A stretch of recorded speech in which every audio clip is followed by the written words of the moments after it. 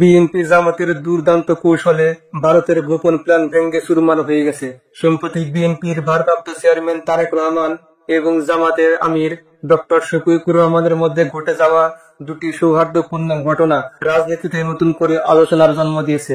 অনেক রাজনৈতিক বিশ্লেষক বলেছেন, এই ঘটনাগুলো কেবল ব্যক্তিগত সৌজন্য নয়, বরং এর পিছনে রয়েছে বড় কোনো রাজনৈতিক কৌশল এবং দেশের চলমান অস্থিরতার বিরুদ্ধে একটি যৌথ অবস্থান। প্রথম ঘটনা ঘটে সোহরাওয়ার্দী উদ্যানে জামাতের জাতীয় সমাবেশে।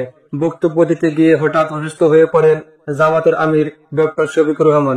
ঘটনা জানার পরপরই বিএনপির পক্ষ থেকে তারেক রহমান একজন প্রতিনিধি পাঠান হাসপাতালে তার খোঁজ খবর নিতে। এর আগে মিটফোর্টে হত্যাকাণ্ড ও তা ঘিরে নানা উত্তেজনার সময়ে কিছু শিক্ষা প্রতিষ্ঠানে তারেক রহমানকে নিয়ে অশালীন স্লোগান উঠেছিল।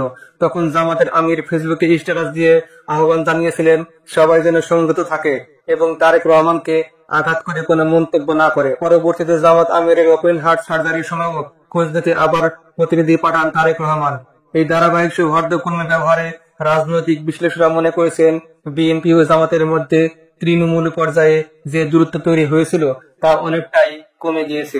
বিশেষজ্ঞরা বলেছেন, এই সৌহার্দ্য একা দুই দলের বন্ধুত্ব নয়, বরং বড় পরিসরে এটি ভারতের গোয়েন্দা সংস্থা র এবং বর্তমান ক্ষমতাসীন আওয়ামী লীগের ষড়যন্ত্র ব্যর্থ করার একটি প্রচেষ্টা।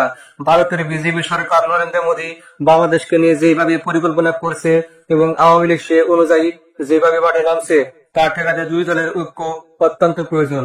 বিশ্বস্ত সূত্র জানায়, র এবং আওয়ামী লীগ মিলে একটি অস্থিতিশীল পরিবেশ তৈরির চেষ্টা করছে যেন তৃতীয় শক্তিকে ক্ষমতায় আনা যায়। এই পরিকল্পনা বাস্তবায়নের সবচেয়ে বড় বাধা হিসেবে কাজ করছেন তারেক রহমান ও শফিকুর রহমানের এই নতুন একতা। সূত্র আরো জানায়, ভবিষ্যতে নির্বাচনী জোট নাও হতে পারে, কিন্তু জাতীয় ইস্যুতে বিএনপি ও জামাত একসঙ্গে অবস্থান নেবে। এই ধরনের কথাবার্তা এবং প্রতিশ্রুতি দুই দলের শীর্ষ পর্যায়ে দেওয়া হয়েছে। অন্যদিকে রাজনৈতিক বিশ্লেষকরা বলছেন, আসন্ন জাতীয় সংসদ নির্বাচন যদি আওয়ামী লীগ বানচাল করতে না পারে তাহলে তাদের রাজনৈতিক অস্তিত্ব রক্ষা কঠিন হয়ে পড়বে।